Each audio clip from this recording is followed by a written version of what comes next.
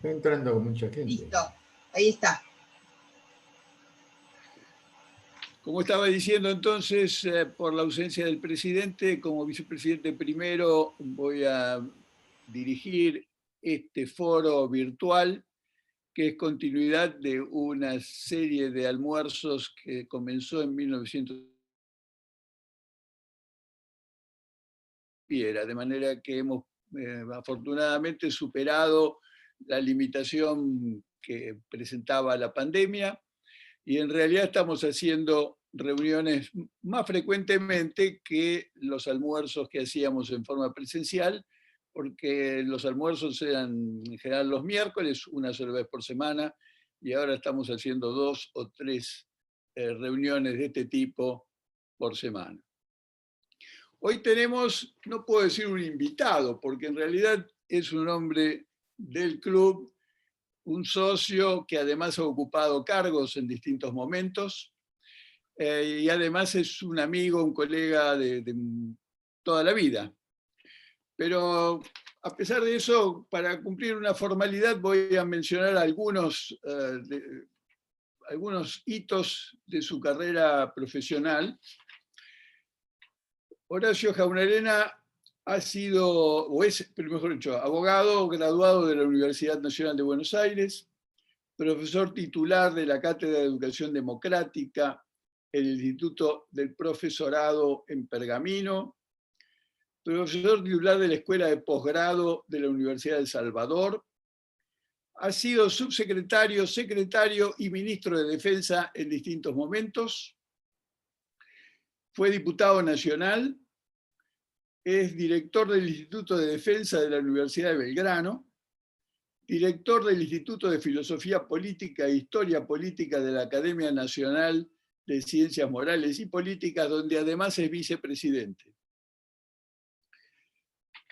Ha sido galardonado con la mención de honor Domingo Faustino Sarmiento por el Honorable Senado de la Nación Argentina por su labor al servicio de sus semejantes, y ha sido designado ciudadano distinguido por la defensa de las instituciones democráticas por la legislatura de la Ciudad de Buenos Aires.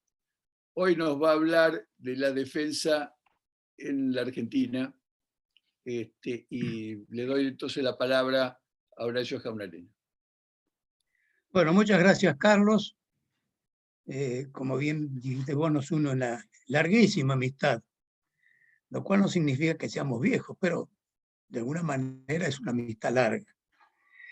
Yo creo que no digo ninguna novedad, porque creo que es un sentimiento común y una cosa que se sabe, que Argentina tiene un problema muy serio con respecto a su sistema de defensa y específicamente a sus Fuerzas Armadas, que son el capítulo armado de todo un sistema de defensa nacional. Para tener una idea de la dimensión del problema, podemos decir que en el año 2006, Brasil ocupaba, de acuerdo con datos de un órgano, Five Power, que es un órgano que toma los estados de las Fuerzas Armadas de todo el mundo y de su poderío. Brasil ocupaba el 8º lugar, México el 14, Argentina el 33. En 2019, Brasil estaba 14, México 34 y Argentina 38. Y en el 2020, Brasil está 10º, Colombia 37, México 38, Perú 40, Venezuela 41 y Argentina 43. Esto no sé si debe asombrarnos, habida cuenta que además de este sitial, Argentina está entre los países de mayor inflación en el mundo, retrocede año a año en cuanto a su calidad educativa,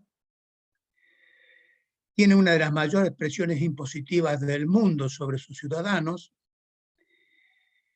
está cerca de batir los récords de muerte por la COVID-19 y por sus contagios, de tal manera que podemos exhibir varias falencias, además de tener un lugar tan postergado en cuanto a nuestras Fuerzas Armadas.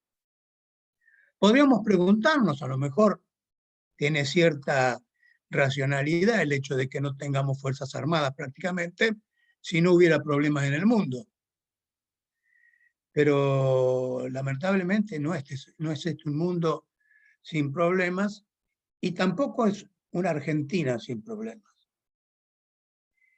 Argentina tiene un grave problema, un gravísimo problema, que no es quizá percibido en toda su magnitud por la ciudadanía en general. Argentina ha perdido absolutamente el control de sus espacios territoriales soberanos. Argentina no controla su espacio aéreo, hay más de 200 vuelos clandestinos por día en la Argentina, donde aterrizan en las más de 200 pistas clandestinas que existen en nuestro territorio. Argentina ha perdido el control de sus fronteras terrestres. Tenemos más de 800 pasos clandestinos, en donde todos los días, sin control alguno, entran y salen personas. Tenemos un mar que está a disposición de todos los que pescan ilegalmente cerca, y esto está produciendo una depredación en nuestra riqueza, que en muchos casos no va a poder ser renovada porque están extinguiendo los caladeros por la irracionalidad de la pesca clandestina, que se produce, entre otras razones, por una deficiencia del patrullaje.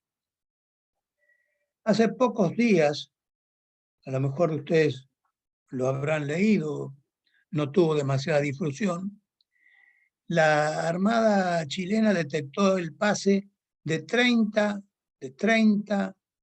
barcos pesqueros chinos por el Estrecho de Magallanes. Pasaban hacia el Atlántico. Es decir, esos 30 pesqueros chinos pasaron por nuestra costa. No sabemos exactamente qué es lo que pasó, pero eso fue un día. Pero es quizá el reflejo de muchos días de lo que nos está pasando. Entonces, esta es una realidad que tenemos y que depende exclusivamente de nosotros poder enfrentarla o no. Por el momento no la estamos enfrentando. Y vamos a ver algunas de las razones por las cuales podríamos hacer algo y no lo estamos haciendo. Para ello vamos a ver dónde estamos parados en el conjunto de situaciones que conforman el sistema de defensa nacional. En primer lugar, el plexo normativo. Tenemos un plexo normativo que vincula a nuestra ley de defensa, 23.554, que fue dictada hace 32 años. El mundo de hace 32 años no tiene nada que ver con el mundo y los conflictos que nosotros estamos enfrentando. No había teléfonos celulares, no había internet, no había drones, no teníamos problemas en el espacio cibernético, no existía, si ustedes quieren. Y era una ley que estaba contestando a un mundo que estaba muriendo, que era el mundo de la Guerra Fría. Era el mundo en donde Reagan era el presidente de los Estados Unidos, Pinochet en Chile, y un mundo en donde todavía había alguna teoría acerca de la seguridad interior, en donde se teorizaba que las Fuerzas Armadas tenían que, o intervenían en el conflicto interno de los distintos países. Una hija de la Guerra Fría, por supuesto, que Estados Unidos y la Unión Soviética protagonizaron. Por eso la ley trae una distinción muy profunda entre la seguridad interna y la agresión externa. Para la seguridad interna no había posibilidad de que intervinieran las Fuerzas Armadas. Para la seguridad externa intervenían las Fuerzas Armadas para casos de ataque de un origen geográfico externo. Esto es la organización de la defensa que tiene nuestra ley de seguridad interior. Es decir, el empleo del instrumento militar depende del lugar geográfico del origen de la agresión. Para ser más, para avanzar más en este concepto, y por una razón claramente ideológica, durante la época del gobierno del matrimonio Kirchner y el Ministerio de Defensa a cargo de la ministra Garré, se sancionó un decreto mediante el cual el empleo del instrumento militar argentino solamente se podía hacer si era un ataque, una agresión de origen externo y solamente si era protagonizado por un ejército de un país, lo cual no tenía en cuenta lo que es elemental en un razonamiento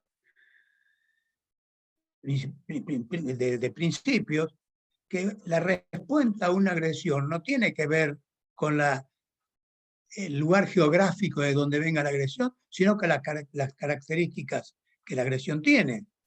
Si a mí me agreden con obuses y granadas y morteros y yo respondo con gases de lacrimógenos, lo que estoy es mandando a la muerte a la gente que yo empleo para el instrumento.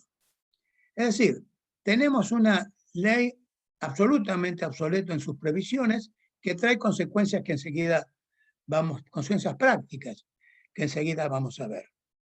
En el mismo plano de normativo está la Ley de Seguridad Interior, que ratifica el concepto de la Ley de Seguridad Interior, de la Ley de Defensa, y dice que las Fuerzas Armadas ni siquiera pueden ser adiestradas para un conflicto interno. Agrega que solamente en el caso de que fueran superadas las fuerzas de seguridad y previo estado de sitio, las fuerzas pueden intervenir en el caso de un conflicto interno. ¿Qué quiere decir esto? Que es posible que tengan que intervenir, pero están prohibidos adiestrarse.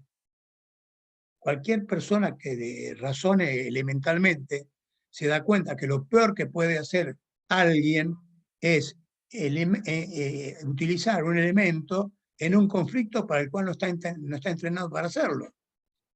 Y fíjense la contradicción en que incurrimos, que mandamos nuestras Fuerzas Armadas a Chipre y a Haití, en donde son conflictos de características internas de las poblaciones, y las mandamos teóricamente sin poder instruirlas porque está prohibido por la Ley de Seguridad Interior.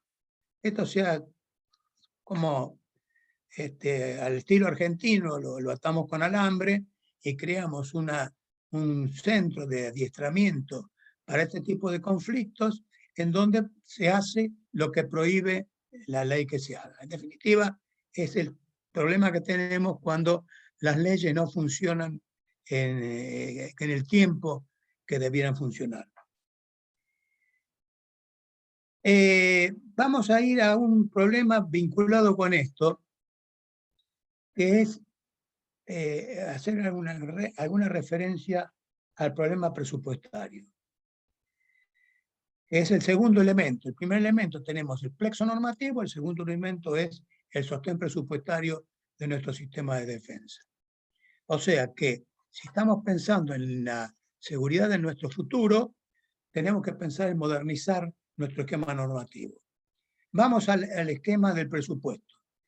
Argentina tiene el presupuesto más bajo en términos de porcentaje de su PBI, uno de los presupuestos más bajos del mundo.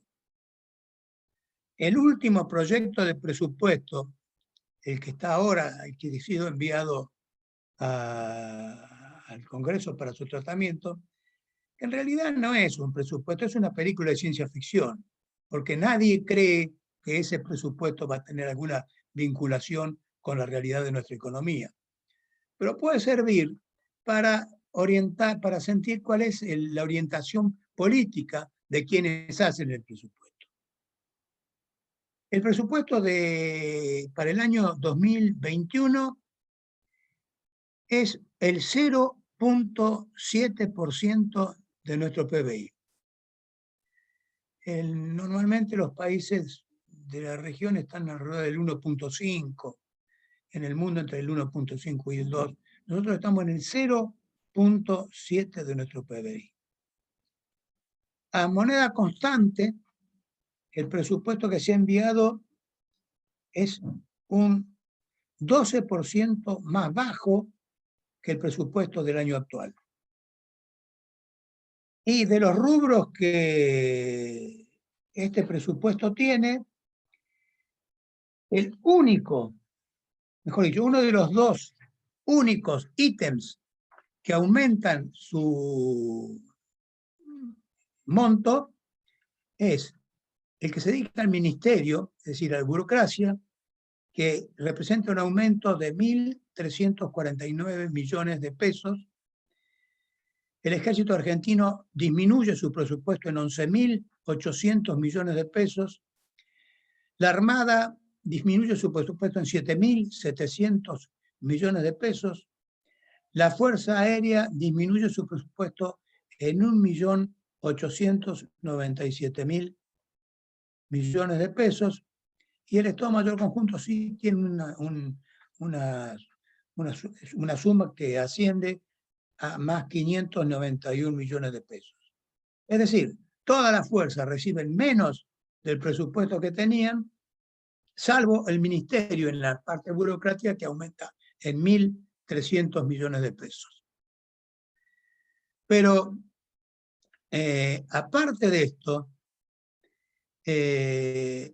debemos computar que tomando el gasto, el presupuesto que se destina a las Fuerzas Armadas se gasta el 86% en personal. Quiere decir que para el gasto operativo tiene, y adquisiciones, tiene un 14%. Un pequeño alivio es una ley que se ha sancionado recién, que refuerza en algo de 500 millones de dólares el presupuesto que se va a dedicar específicamente a la construcción de aviones y a mantenimiento del astillero. Pero no solamente gastamos poco, es este 0,7% que está entre los más bajos del mundo. Gastamos mal, porque esta división entre la seguridad interna y defensa que propiciamos, propicia redundancias, propicia duplicaciones, propicia exceso de personal. Tomemos dos ejemplos.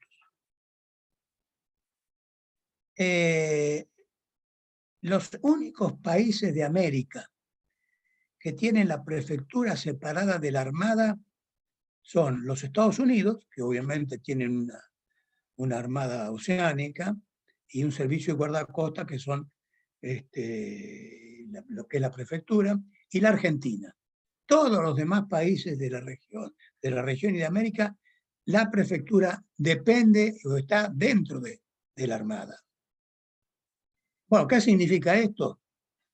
Significa, por ejemplo, que la prefectura tenga una escuela de aviación, la Armada tiene una escuela de aviación, la prefectura tiene una escuela de buceo, la Armada tiene una escuela de buceo, tienen dos administraciones monstruosas y tienen dos institutos de enseñanza también duplicados. Es decir, hay una duplicación absoluta.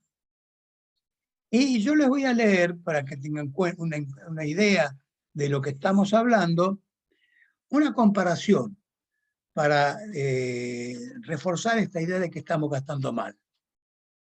Vamos a tomar como ejemplo la Armada Francesa. La Armada Francesa está organizada en 5 ramas. La flota de superficie, la flota de submarinos, la aviación naval, la infantería marina y el servicio de guardacostas, es decir, la prefectura. El total de la Marina Francesa opera un portaaviones nuclear con 60 aviones de combate, 10 submarinas nucleares, 74 buques de combate, 100 buques logísticos, 80 helicópteros y 22 aviones de patrullaje marítimo. Toda esta organización, su administración y logística, cuenta con 42.500 efectivos. Exactamente 9.000 efectivos menos de los que tienen la prefectura y la Armada Argentina. ¿Quieren que les cuente los elementos que opera la Armada y la Prefectura Argentina? Creo que no es ni el 10%, de lo que opera la Armada de Francia, como ejemplo. Lo que le quiero decir con esto es que no solamente tenemos que detenernos en el caso del presupuesto, sino también que estamos gastando mal. Estamos gastando mal y fíjense lo que nos está pasando en otro plano. Yo les decía recién que el problema de las fronteras. En este momento, por razones de seguridad, la prefectura está operando con más del 60%, la gendarmería está operando con más del 60% de su personal en el Gran Buenos Aires, Gran Rosario y Gran Córdoba. La prefectura, como ustedes saben, es una policía de fronteras. No, el 60% lo tenemos acá. Entonces,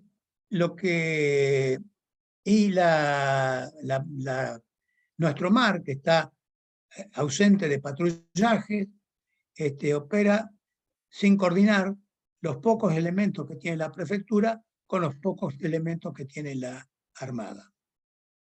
Que también, por esta razón de seguridad y defensa, opera con restricciones. ¿Qué está sucediendo entonces?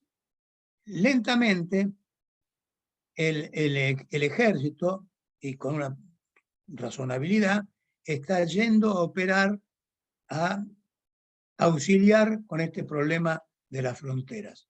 El gobierno del presidente Macri envió alguna tropa, pero no tienen la cobertura legal que les correspondería para atender a este tipo de conflictos.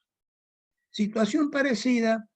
¿Qué pasa entonces? Como la cobertura legal es imperfecta, el soldado que va a la frontera a realizar un tipo de patrullaje o de vigilancia, si llega a tener un incidente con de algún tipo, puede ser sancionado, incluso procesado, porque está operando si emplea armamento de una manera no autorizada. Es decir, no hemos hecho ni siquiera la cobertura legal para que la gente que va a ir o que está operando o va a operar en nuestras fronteras esté lo suficientemente cubierta. Si vamos a esperar tener un muerto como tuvimos acá por la policía, por una persona que intervino frente a un desquiciado, si vamos a esperar que tenemos un muerto en las Fuerzas Armadas antes de dar la cobertura legal, bueno, será responsabilidad del conjunto. ¿Qué tenemos que hacer entonces? Primero, aceptar una realidad. No vamos a estar en condiciones de sacar la gendarmería del conurbano y del Gran Rosario y de la Gran Córdoba, pues va a haber una pueblada. Entonces, la única posibilidad que tenemos es hacer un adecuado diseño de la custodia de nuestra frontera terrestre con la colaboración del ejército, disponiendo la modernización adecuada de nuestro de nuestro plexo normativo. Y en el caso de la custodia de nuestro mar, que no lo custodiamos porque no tenemos elementos suficientes, emplear de manera coordinada la Armada con la prefectura para que hagan esa custodia, definiendo una instancia de coordinación que elimine las superposiciones o las redundancias entre ellas. En una palabra, tenemos que modernizar nuestras fuerzas en función de los elementos o de los nuevos desafíos que tenemos que enfrentar.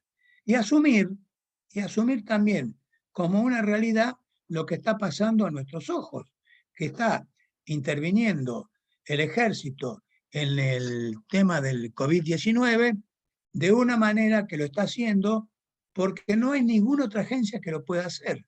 Entonces, cuando pensemos alguna vez en que tenemos que equipar a nuestras Fuerzas Armadas, pensemos también en que van a tener una nueva cantidad de desafíos entre los cuales se van a dar o a suscitar la deficiencia o la catástrofe climática, porque el cambio climático nos va a someter a nuevos desastres o a nuevas situaciones vinculadas con las pandemias. Y finalmente, y antes de pasar al diálogo, vamos a hablar de un último tema. Es el tema nuevo que nos desafía, es decir, para decirlo de alguna manera. Nosotros, a lo largo del tiempo, la guerra, que es un instrumento por medio del cual voluntades de hombres someten a otros hombres, la guerra, en primer lugar, se desarrollaba en un espacio que es el espacio terrestre. Durante siglos, la guerra se desencadenó y se llevó adelante dentro de los espacios terrestres. Con el tiempo, la guerra pasó también a formar parte del espacio marítimo. Y durante muchos siglos, el espacio marítimo también fue un espacio en donde se desarrollaron las guerras conjuntamente con el terrestre. Con el tiempo vino la guerra aérea, que se sumó a otro espacio, a otro nuevo espacio. Teníamos guerras terrestres, marítimas y aéreas. Finalmente apareció la guerra espacial, en donde estaban también incluida la guerra de satélites, etcétera, espacial. Pero ahora hay un nuevo dominio, que es el dominio cibernético. Es el nuevo espacio de la guerra cibernética. La cibernética, el ciberespacio lo podríamos definir como un ámbito espacial creado por medios informáticos. En este espacio la guerra atraviesa transversalmente todas las otras guerras. Combina la guerra terrestre, marítima, aérea y espacial. Y tiene muchas características que la hacen que sea absolutamente distinta a las guerras que fueron. Y esta guerra tiene nuevos desafíos para el mundo. En primer lugar, y digamos ya la OTAN la considera como una de las principales amenazas, en primer lugar, la guerra cibernética no puede controlar el mundo no puede controlar el desarrollo de la tecnología cibernética. A tal punto que todos los expertos del tema aseguran que no pueden darle un 100% de invulnerabilidad a ningún objetivo. Ningún objetivo en el mundo es invulnerable a un ataque cibernético. Segundo, no puede determinarse tampoco el origen geográfico de la agresión. Tenemos un ejemplo, a lo mejor ustedes lo han leído o escuchado.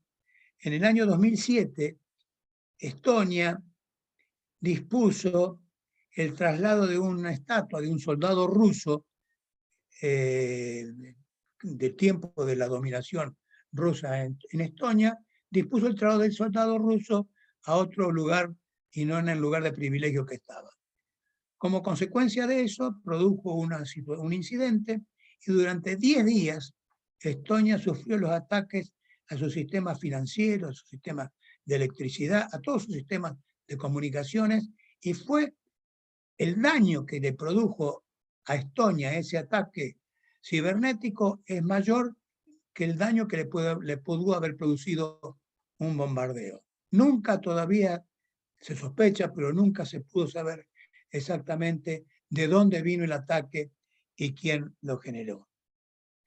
Aparte de que las armas del sistema cibernético son imposibles de proteger objetivos, y aparte de la dificultad de detectar el origen, también son más baratas de producir. Un arma cibernética es más fácil de producir, más fácil de obtener, muchísimo más barata y puede ser operada por poca gente, ni siquiera por soldados. En la OTAN han hecho una comparación, el secretario general de la OTAN ha hecho comparación entre un misil y un arma cibernética. El misil tiene un alcance de unos 12.000 kilómetros, un misil, y circula a una velocidad de 24.000 kilómetros por hora.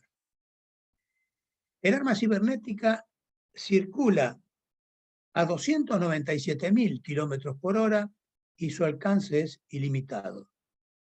El misil puede traer en su punta una bomba.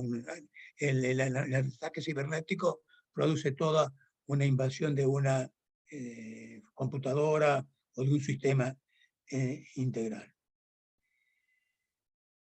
Además de ello, en el espacio no hay dueños. En el espacio compiten los estados, compiten las empresas comerciales, compiten los grupos políticos, etc. Es decir, tenemos frente al mundo, aparte de la necesidad de aplicar un presupuesto adecuado a nuestras Fuerzas Armadas, definir claramente nuestras prioridades, también tenemos la necesidad de trabajar más intensamente en lo que yo denomino la nueva guerra cibernética, que ya el mundo la está padeciendo. En definitiva, tenemos que asumir que tenemos una de las 4 praderas más ricas del mundo en cuanto a la producción. Tenemos una reserva de agua dulce que va a ser codiciada prontamente por el conjunto. Tenemos una riqueza a proteger en nuestro mar que está siendo depredada. Y tenemos estos desafíos que nos producen las nuevas tecnologías. Frente a ello, tenemos una respuesta que dar, actualizando nuestra legislación para responder a los nuevos desafíos, redefiniendo el rol de nuestras fuerzas de seguridad y de nuestras Fuerzas Armadas para evitar superposiciones y evitar espacios sin cobertura de nuestra vigilancia. Y tenemos que tener un presupuesto medianamente adecuado a los tiempos que vivimos. Como van a ser escasos durante bastante tiempo todavía, tenemos que poner mucho énfasis en darle racionalidad a tanta irracionalidad que también estamos teniendo.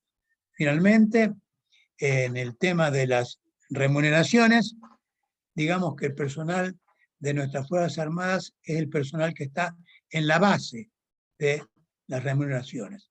El personal de nuestras Fuerzas Armadas cobra menos que el personal de nuestras fuerzas de seguridad, que a su vez cobran menos que el personal de la Policía Federal, que a su vez cobra menos que el personal de la Policía de Seguridad Aeronáutica, que a su vez cobra menos que el personal del servicio penitenciario. Como ven, hay bastantes cosas para ocuparse en estos temas que hemos conversado. Les agradezco mucho y les pido disculpas si tomé demasiada atención de ustedes. Muy bien. Muchas gracias, Horacio. Vamos a dar comienzo entonces a esta segunda parte del foro de la ciudad virtual. No sé quién puede querer hacer alguna pregunta o comentario en este momento. Guillermo Moreno Huello tiene la palabra. Tenés el teléfono sin habilitar. Ahí está. Micrófono, quiero decir. Muchas gracias, Carlos. Muchas gracias, Horacio, por tu exposición clarísima, como siempre, y muy preocupante.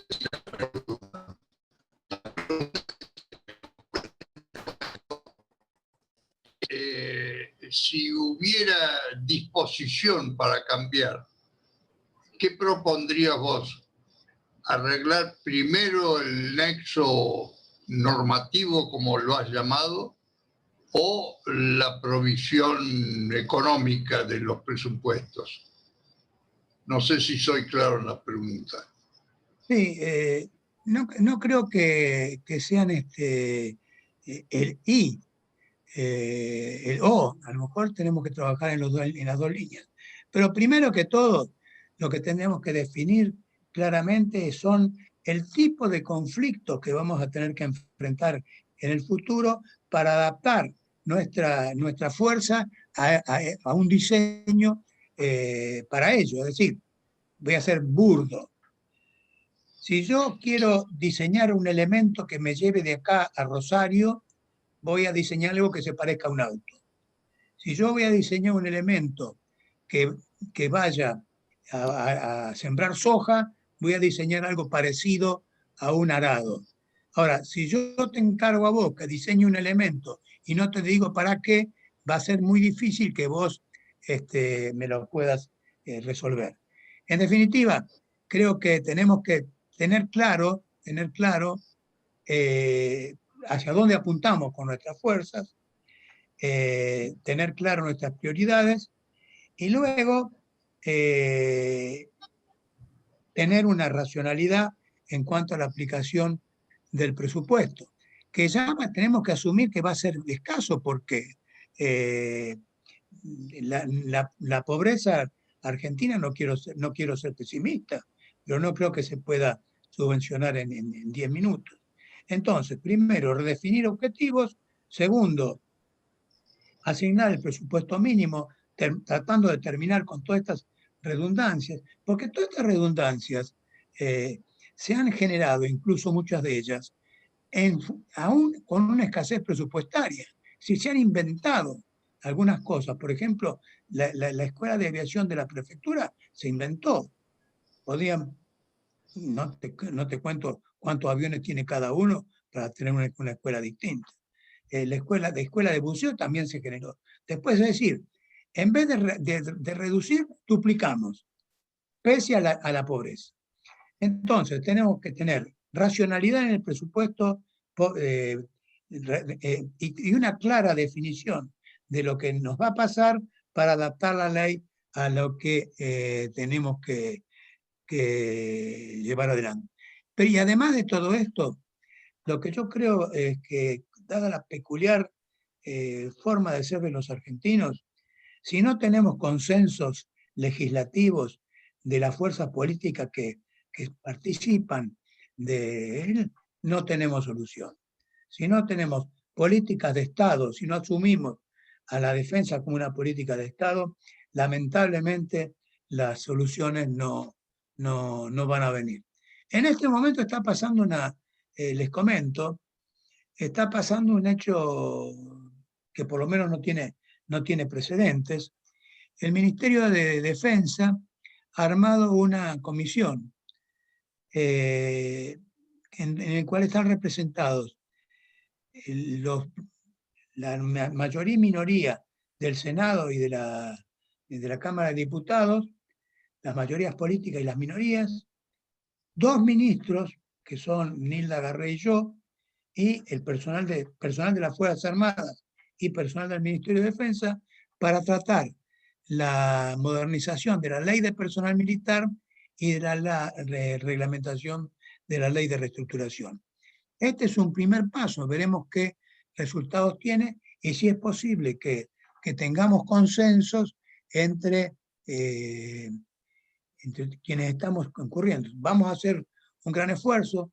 La verdad que por los antecedentes, la visión que tenemos nosotros de lo que tiene que ser la defensa está en las antípodas de lo que piensa la doctora Garré, pero bueno, haremos un esfuerzo para intentar mejorar sobre todo la ley de personal militar. Porque otra cosa que tenemos que hacer, Guillermo, es asumir que en todos los casos la recuperación de nuestro material bélico va a ser lenta por la falta de dinero. Y tenemos que apostar mucho entonces a traer nuevamente, incorporar personal militar de calidad, porque una de las grandes peleas que se va a dar va a ser en el plano cibernético. En el plano cibernético lo mejor que podemos aportar es lo que podemos aportar nosotros, que es inteligencia. Entonces tratemos de volver a hacer la carrera militar una carrera deseable en el cuanto permita seleccionar el capital humano con el cual vamos a contar, y con esto quizá podamos empezar a revertir lo que nos está pasando. Pero mientras vos tengas la remuneración militar en el plano más bajo de todas, es difícil. Muchas gracias. La palabra. Voy a anotar a los demás, pero que Eduardo fue el primero que me pidió la palabra. Edu, abrite, ahí está. Ya está, gracias Carlos, gracias Horacio por toda tu explicación. Creo que fuiste uno de los ministros de Defensa más queridos por todas las fuerzas, porque siempre has tratado de equilibrar ese difícil manejo que es cada una de las personalidades que comandan las distintas fuerzas, porque, como tú sabes, obviamente, cada fuerza tira para su propio costal. Te quiero hacer dos preguntas. Una va a ser referida a tu visión sobre la defensa geopolítica en la Antártida, que es un territorio argentino muy importante. Creo que ahora está por finalizar el gran acuerdo en el cual se repartía el territorio, había un status quo respecto a los territorios. Y segunda pregunta es, ¿no crees que ya ha cambiado el concepto de cómo abarcar o emprender lo que es la guerra en cuanto a la tecnología? Es totalmente abarcativa y ha desechado fenomenalmente todo lo que es infantería, personal, hombres, aviones. Hoy contamos con un camión electromagnético que puede dejarte una ciudad sin luz. Buenos Aires sufrió una situación de quedarse sin luz y todavía no tuvimos una explicación. El país y Uruguay se quedaron sin tener una explicación. ¿No crees que realmente, en la segunda pregunta va esto, hay que reformular seriamente de qué nos tenemos que defender y cómo? Bueno, la primera pregunta, la Antártida creo que todavía estamos manteniendo por lo menos una presencia en el presupuesto, en el futuro presupuesto el que se ha enviado, que insisto, es un cuento de hadas, pero por lo menos hay fondos que se han destinado a ello. Creo que Argentina tiene que seguir con su presencia en la Antártida. Creo que va a ser muy difícil que nos den la soberanía, finalmente, que se reconozca mundialmente. Pero eso no significa que no debamos seguir con nuestra política de presencia y con nuestra política de reclamo de lo que consideramos que es nuestro. Esto es con respecto a la pregunta. Insisto, creo que tenemos en ese aspecto, por lo menos al asignarle fondos, se demuestra que hay una preocupación. La segunda pregunta era vinculada al cambio de cómo encarar la guerra. La guerra hoy con la tecnología, la cibertecnología, los cibercob, inteligencia artificial, los cañones electromagnéticos. Claro. Hoy se tira por tierra todo el arsenal. Creo creo que la guerra va a cambiar en ese aspecto mucho, pero de todas maneras no tenemos que descuidar los elementos tradicionales, porque por más que tengamos el desarrollo de la cibertecnología, de la ciberdefensa, vamos a seguir teniendo los problemas que hablamos de fronteras, etcétera, etcétera. Así que son dos elementos que debemos considerar. Pero creo que tenemos que incorporar el tema de la ciberdefensa en el ámbito de nuestro estudio. Fíjate vos una cosa,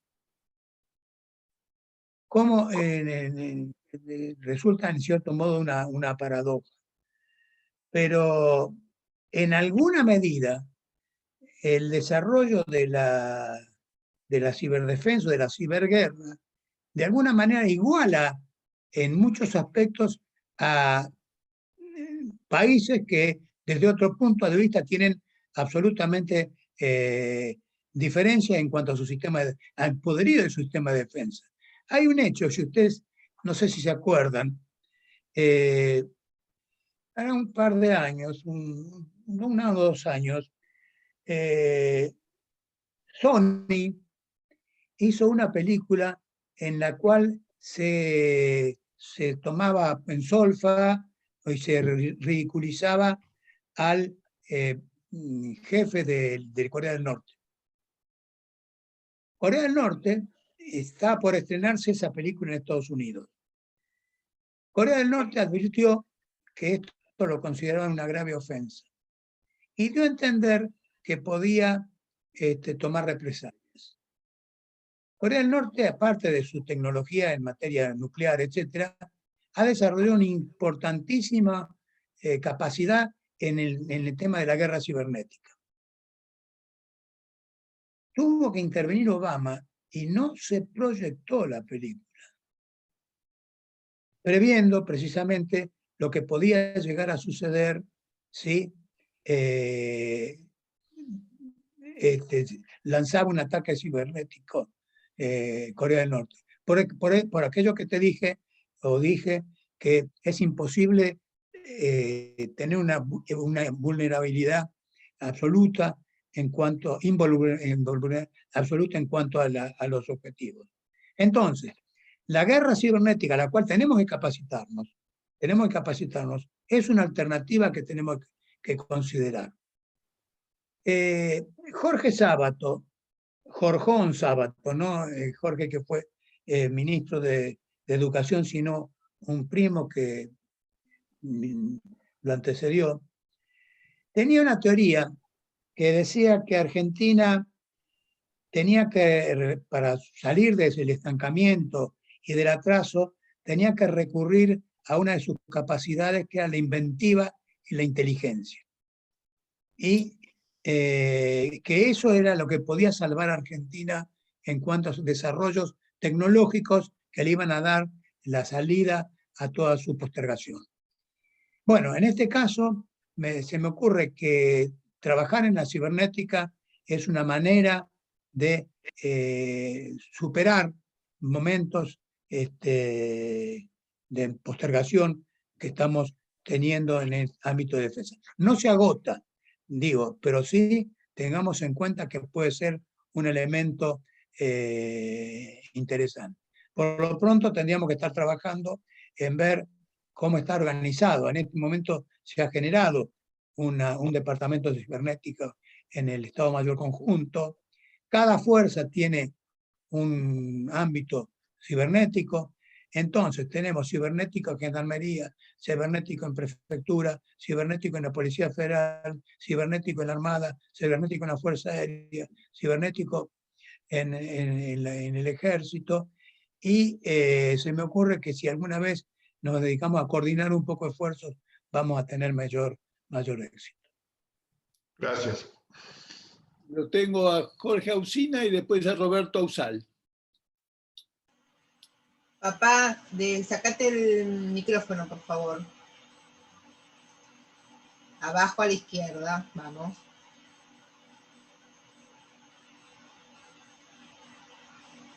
Hola, Horacio. Muy buena tus explicaciones. En realidad yo lo que quiero es Más que una pregunta, va a ser una pregunta, pero algún anecdotario que a lo mejor puede servirte ya que estás en esa, o por lo menos explicarnos en esa comisión que acabas de comentar. Yo estoy medio vinculado al Centro Naval a nivel deportivo, por supuesto, pero también hay cadetes y después gente que sigue su carrera. Y por ejemplo, en diciembre festejamos que un segundo comandante del Irizar pasó a ser comandante de una de las fragatas que están en Mar del Plata y hace 10 meses que no puedes ponerla en movimiento, lo que demuestra de que realmente el presupuesto está muy mal aplicado. Y no se puede poner en movimiento porque evidentemente le falta combustible, ¿no es cierto? Ese es uno de los temas. El otro de los temas es cómo van a resolver el entusiasmo de la gente joven para incorporarse a las Fuerzas Armadas, porque cada vez tenemos menos cadetes en todas las armas, es decir, en la Armada, en el Ejército y en la Aeronáutica, precisamente porque uno quiere hacer su carrera como un abogado y ejercerla, y como un miembro de alguna fuerza armada, manejar un avión o estar arriba de un barco.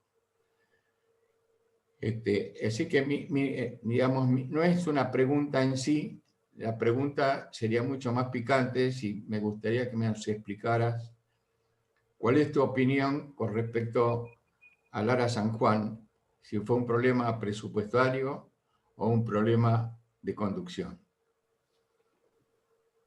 Bueno, Gracias. primero, son todas preguntas fáciles. Primero, el tema del personal.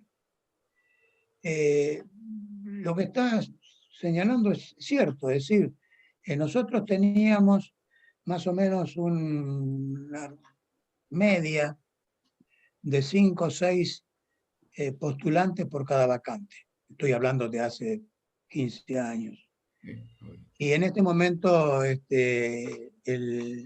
los postulantes son mucho menores en cantidad, alcanzan para cubrir las vacantes, pero no sobran, y mucho menos sobran los que egresan, porque no solamente el problema es de los que ingresan, de los que quieren entrar, sino los que egresan finalmente. En ese aspecto tenemos un problema que tiene que ver con una sociedad que todavía está parada, no con una sociedad, con un grupo de la sociedad, que todavía está parada por diferentes intereses en unas cosas que pasaron hace 40 años, y tienen que ver también con lo que hablamos hace un rato. Si vos tenés en la escala de sueldo, la escala de sueldo, lo más bajo son lo de los hombres de las Fuerzas Armadas, es muy difícil que no tengas una fuga de personal de los niveles más bajos a otras fuerzas. Esto, sin contar los disparates que se hicieron en materia de remuneraciones en la época del kirchnerismo, en donde a los retirados se les pagaba un 50% de lo que cobraban en actividad se creaban suplementos ridículos y arbitrarios, con lo cual las fuerzas eran discriminadas para cualquier lado. Y hay un tema que a lo mejor vos conocés, un capitán o un teniente primero que fue a verlo a su general, a comunicarle que se iba de la fuerza, y el general le preguntó por qué se iba por su sueldo actual. No, me dice, no me voy por mi sueldo actual, me voy por lo que me va a pasar cuando sea general como usted. Entonces, quiero decir que hay un problema. Tenemos que asumir que Argentina tiene problemas y necesita como consecuencia de ello fuerzas armadas que estén en condiciones de responder a esos problemas.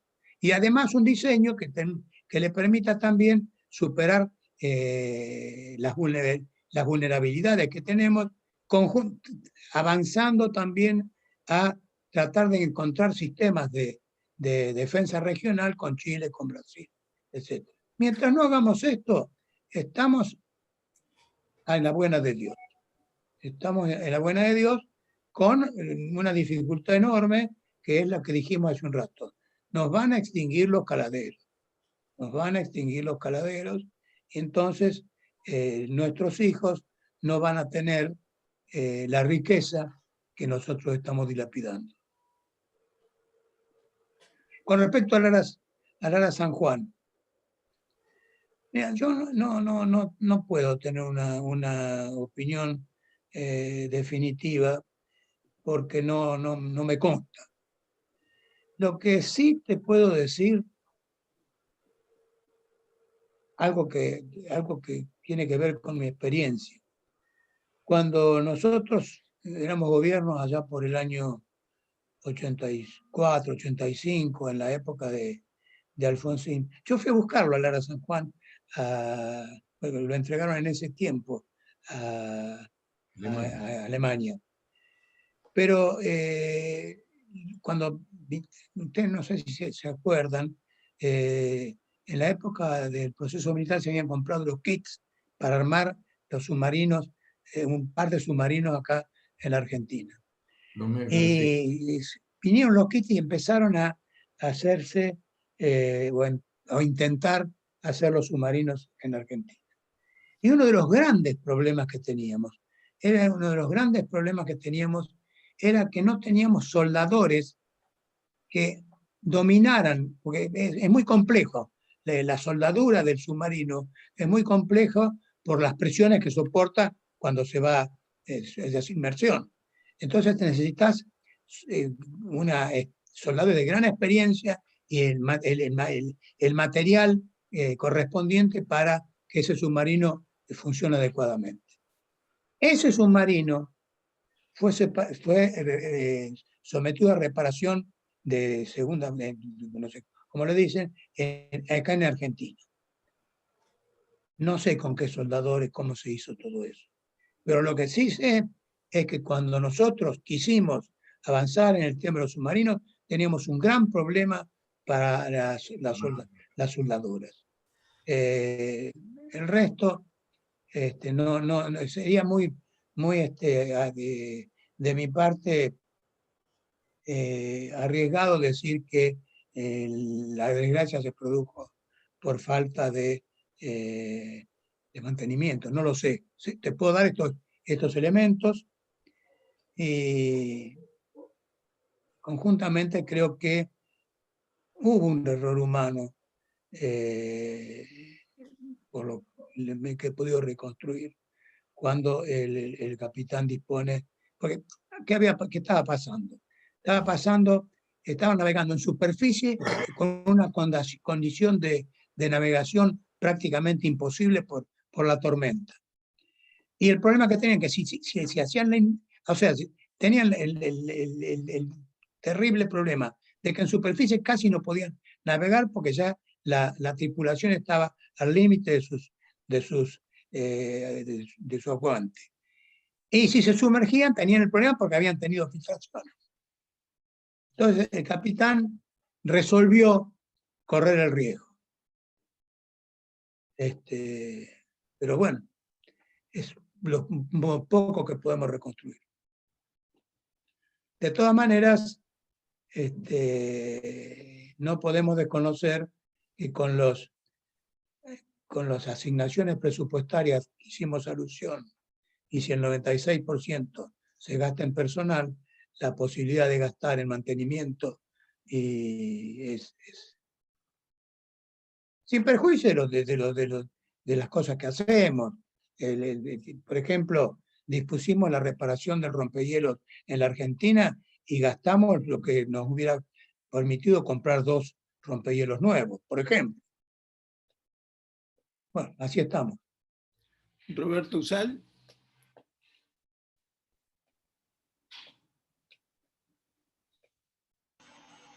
Se tiene que sacar el micrófono, por favor. Apretar el micrófono para habilitar. Sí, ahí está, creo. Sí. Gracias, doctor Jaunarena, por su su magnífica exposición.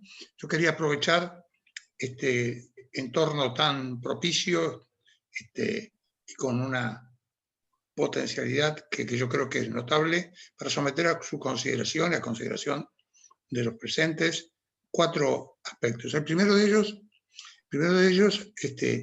yo enfatizo lo que ya algunos de ustedes, algunos de los participantes han mencionado respecto de la asimetría de la ciberdefensa.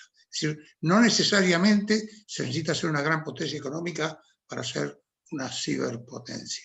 Por ejemplo, Estonia luego de ser devastada, pero como lo mencionó el expositor, en 2007, hoy eso es una referencia mundial, es una referencia global en ciberdefensa.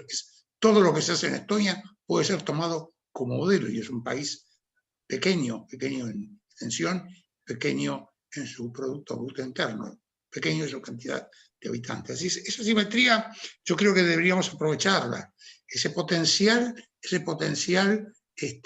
en nuestros recursos humanos nos hace realmente fuertes. Fíjense, tenemos en la maestría en ciberdefensa de la Universidad de Buenos Aires, que tengo el gusto de dirigir, tenemos alumnos franceses, y entre los alumnos franceses tenemos un oficial de las Fuerzas Armadas de Francia, becado por el gobierno francés. Es decir, tenemos capacidad reconocida. Para el año que viene, la cantidad de extranjeros inscritos en la maestría supera la cantidad de argentinos inscritos para comenzar a principios de abril del año que viene. Es decir, que el tema de recursos humanos, creo que allí tendríamos que sentarnos y considerarlos una de nuestras mayores ventajas competitivas, la capacidad de generar recursos humanos de reconocido nivel global. Y eso sería una de las mejores medidas de ciberdisuasión de Argentina. El segundo punto que quería someter a su consideración, doctor, es el de la protección de la infraestructura crítica. Ese es un tema que trato de no pensarlo cuando estoy por dormir, porque sumados muchos factores, me cuesta conciliar el sueño, pero si pienso en la ciberprotección de nuestra infraestructura crítica, realmente esa noche la voy a pasar muy mal. Se necesita el consenso de la totalidad de los líderes políticos, de la totalidad de los líderes sociales y de la opinión pública en general para definir la matriz de riesgos de nuestro país, porque esa matriz de riesgos, de esa matriz de riesgo saldrá racionalmente las prioridades de asignación presupuestaria a cada uno de los elementos componentes de la infraestructura crítica. Allí nuestros gobernantes y nuestra sociedad fijará sus prioridades, dadas que dar una ciberprotección total, eso es imposible. Otro tema que quería someter a su consideración, el tercero, es la necesidad de que las reglas de empeñamiento de los cibersoldados argentinos estén especificadas en un documento legal tipo decreto o ley. ¿Por qué? Porque las decisiones ante un ciberataque deben ser tomadas en fracciones de segundo. Así que no hay tiempo de colocar una hoja A4 en nuestra impresora y ponernos a escribir con nuestra computadora. Tengo el agrado de informar a usted que siendo tal... No. En fracciones de segundo se tienen que dar respuestas y eso tiene que haber sido acordado de antemano bajo la forma de reglas de empeñamiento. Las reglas de ciberempeñamiento de la Argentina, eso es otro aspecto realmente importante. Y el último, el último aspecto está relacionado con el último aspecto está relacionado con definir qué es guerra, porque intuitivamente todo, y con todo derecho, todo integrante de nuestra sociedad cree saber qué es guerra. Y en general lo que tiene en mente es una visión westfaliana, donde los ejércitos usaban uniformes de distintos colores, los civiles no podían intervenir en los conflictos, el Estado-Nación era reconocido como el monopolio de la fuerza, es decir, ningún país que en este momento esté involucrado seriamente en la ciberdefensa tiene esa visión de la guerra, y vale dos ejemplos que estuvimos discutiendo en actividades tanto en la Universidad de Buenos Aires como en la Escuela Superior de Guerra Conjunta, donde hay un curso de posgrado también de ciberdefensa. La doctrina israelí, que vale la pena ser vista y revisada por los interesados en el tema, el nombre del libro donde está explicitada la doctrina israelí es casualmente La transformación de la guerra, y por sobre todo la doctrina china, ¿cierto? La doctrina china que fue desarrollada por dos oficiales superiores de la Fuerza Aérea de China, y el nombre lo dice todo: la guerra irrestricta. Esa es la denominación del texto en donde consta la doctrina militar de China. Así que esos 4 puntos quería ponerlos a su consideración, doctor Jaurana, y manifestar mi agradecimiento al Club del Progreso por dejarme participar en este evento y haber tenido el gusto de dialogar con el doctor Jaurana, lo cual siempre es muy agradable. Creo, doctor, que no hay que agregar nada a lo que usted dijo, forma parte de nuestras preocupaciones. Por eso hoy incluí un párrafo de mi disertación en el tema de la ciberdefensa, porque creo que por ahí pasa mucho de nuestro futuro. Me gustaría, si estamos llegando a los finales, irme con unas palabras que dijo un pensador uruguayo cuando veía que estaban tirando abajo las Torres Gemelas en Nueva York con un avión repleto de civiles inocentes estrellándolo contra ellas. Con mucha tristeza miraba y decía: cuando creíamos que teníamos todas las respuestas, nos cambiaron las preguntas. Yo creo que en este momento vivimos en un tiempo en donde a las respuestas que creíamos que teníamos a todo, nos están cambiando las preguntas. Y todo el tema de la ciberdefensa es un tema en donde perpetuamente nos están cambiando las preguntas. Muchas gracias por su aporte realmente.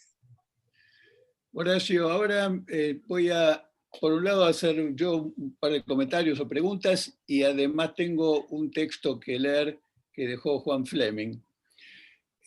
Hace 15 años, en realidad empezamos 2 años antes, y hace 15 años que se terminó un trabajo que encaró en su momento el Center for Strategic and International Studies, el CSIS, cuya oficina de Buenos Aires yo dirigí durante 20 y tantos años.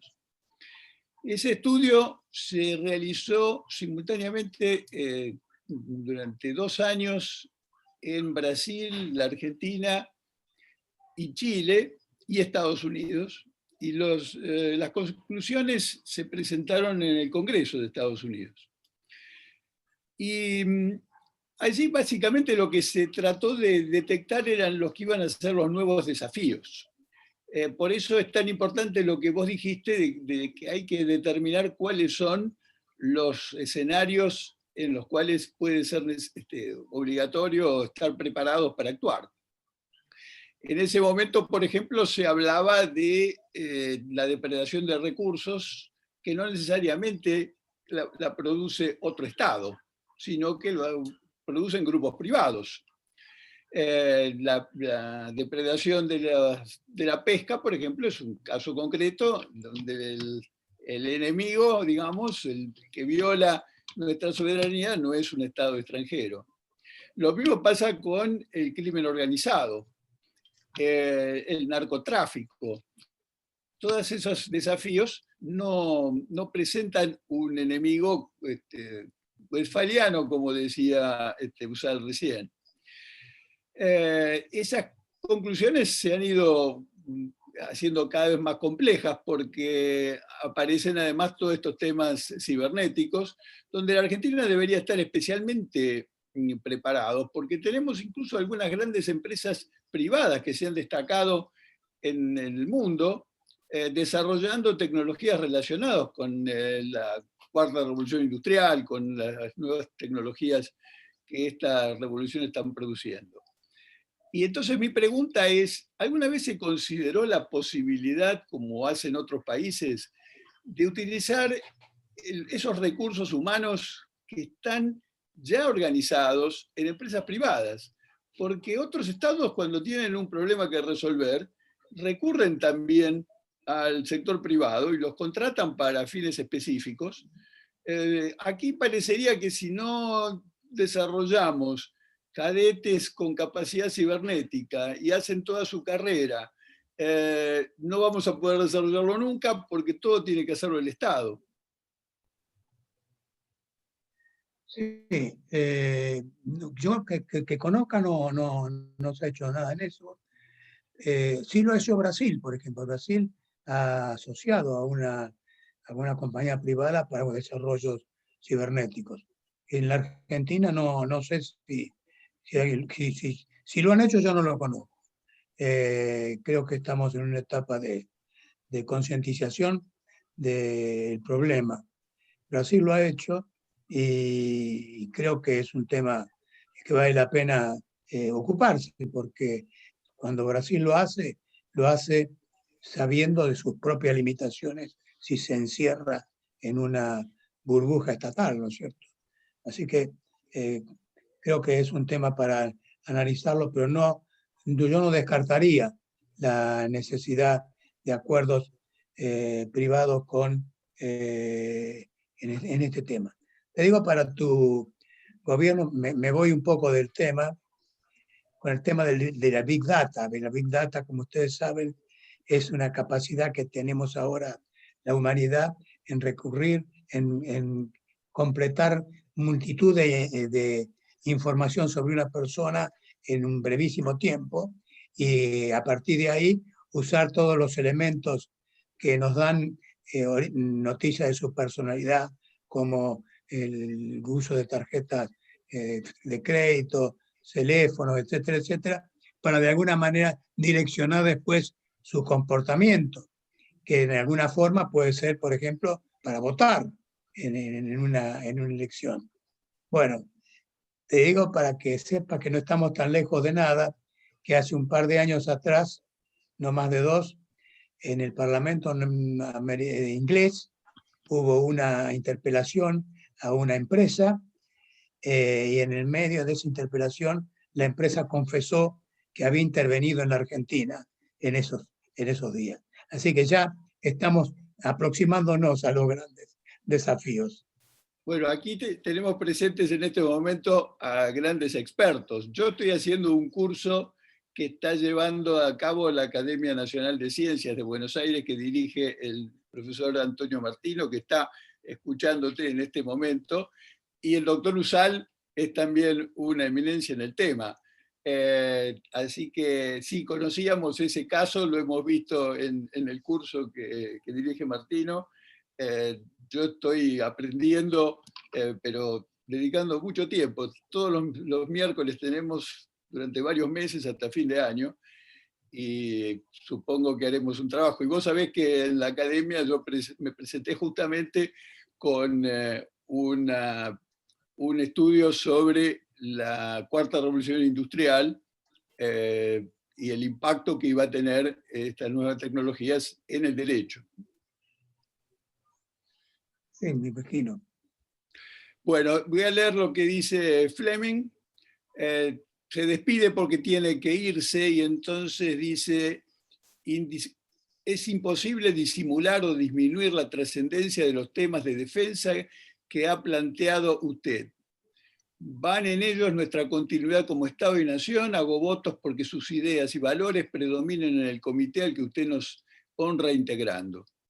Y se despide entonces con esas palabras.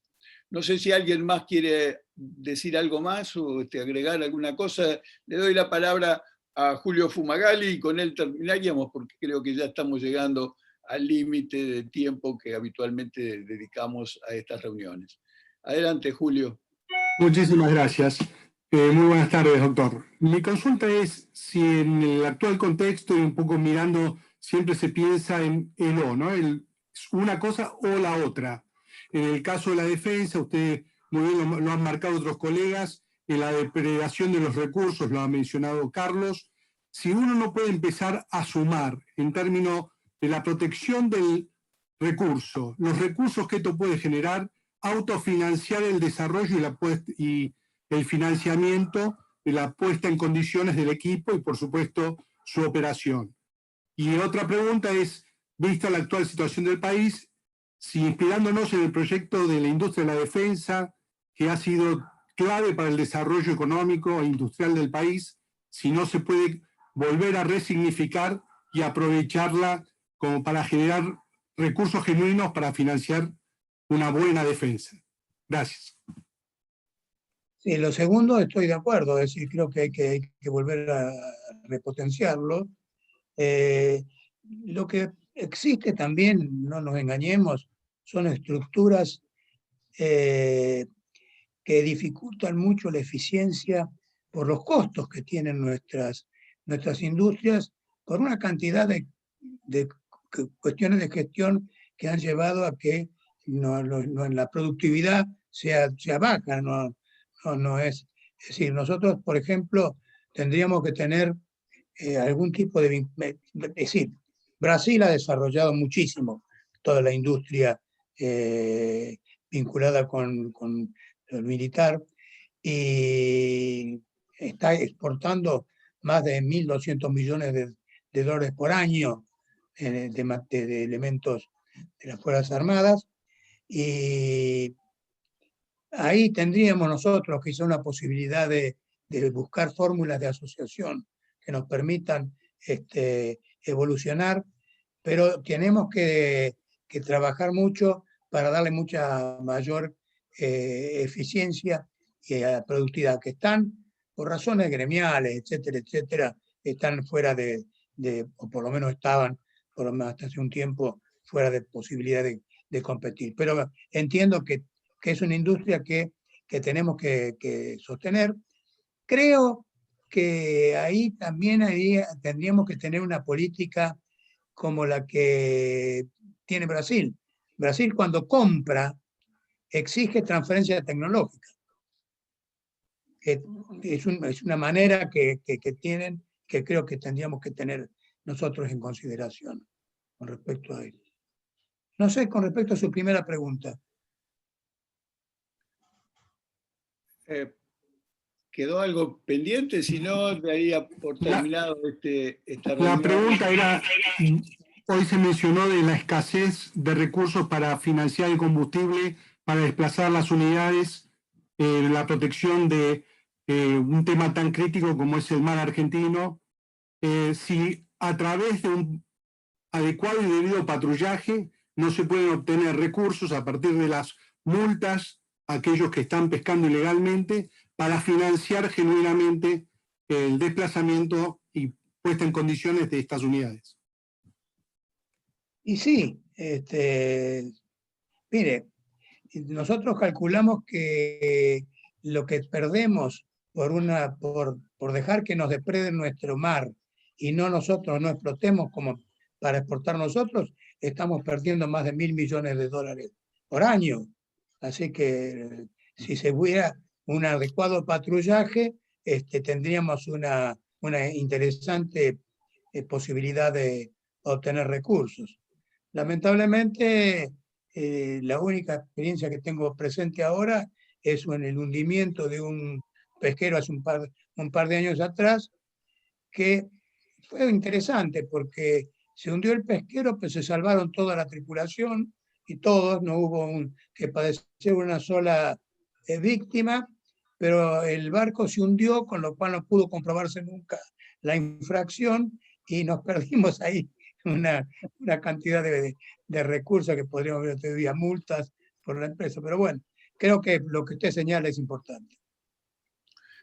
Bueno, agradezco entonces sobre todo al doctor Horacio Jaunarena que nos haya acompañado hoy, nos haya ilustrado tan claramente sobre un tema tan importante, a todos los que participaron o asistieron también, y los convoco a que sigan acompañándonos en las sesiones futuras de este foro de la ciudad.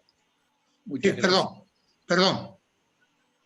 Sí, perdón. Me gustaría, si me permite agregar, una buena. 2 distinguidos directivos de la Escuela Superior de Guerra Conjunta de las Fuerzas Armadas de Argentina, ocupados en el área ciberdefensa, los profesores Moresi y Amaya, se encuentran presentes. Esto años atrás no era frecuente, ¿no es cierto? El incremento de estas autoridades en estos temas y en este ambiente, yo creo que es una buena noticia, me parece que era oportuno señalarla. Perdón por el tiempo. Sí, lo saludamos al doctor Amaya cuando empezó, antes de que empezara la sesión, porque fue uno de los primeros en conectarse. Bueno, de nuevo entonces, buenas noches a todos. Buenas noches y muchas gracias.